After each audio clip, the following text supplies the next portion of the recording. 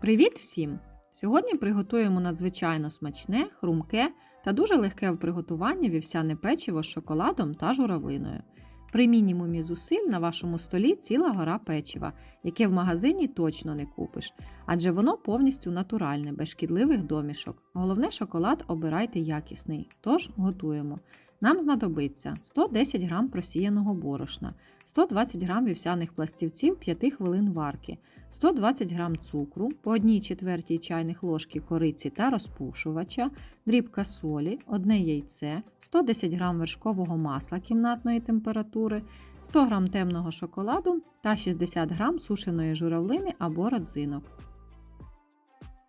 В мисочці з'єднуємо вівсяні пластівці, просіяне борошно, цукор, дрібку солі, корицю та розпушувач.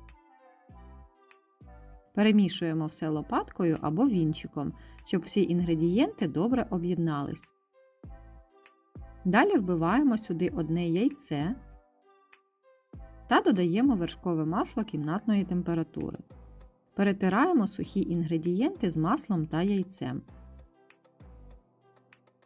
Повинна вийти однорідна, доволі таки густа маса.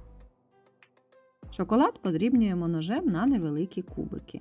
Також можна використати шоколадні краплі. Для цього рецепту я обрала саме темний шоколад, так як він добре відтіняє смак солодкого печива. Але якщо ви не фанат гіркого шоколаду, то можете взяти молочний.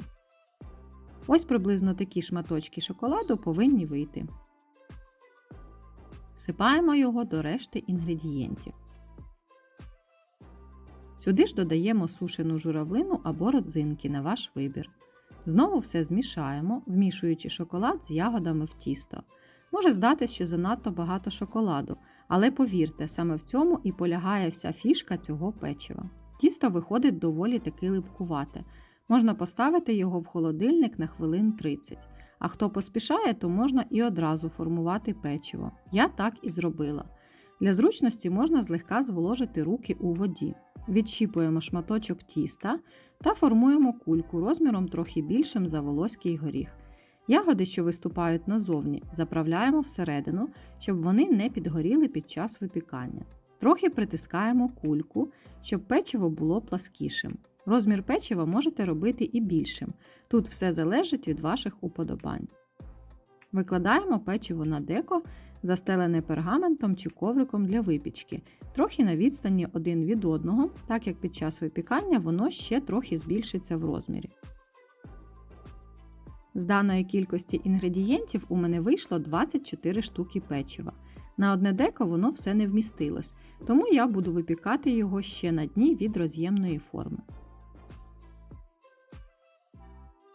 Ставимо випікатися у розігріту до 180 градусів духовку на 15-20 хвилин до підрум'янення. Печиво готове. У мене воно випікалось 25 хвилин. Але ви орієнтуйтесь по своїй духовці. Одразу після духовки воно трохи м'яке при надавлюванні, але після охолодження стане твердішим. Залишаємо його повністю охолонути на деку. Воно виходить надзвичайно ароматним та дуже хрумким, а завдяки великій кількості шоколаду та сушеним ягодам в його складі, воно незвичне та оригінальне і неймовірно смачне. Такого ви точно не купите в магазині. Домашнє печиво – це завжди тепло, затишок та зігріваючий аромат на вашій кухні. Обов'язково приготуйте та діліться в коментарях своїми враженнями. Бажаю вам завжди смачної та вдалої випічки. Готуйте з душею та любов'ю. До зустрічі у наступних відео!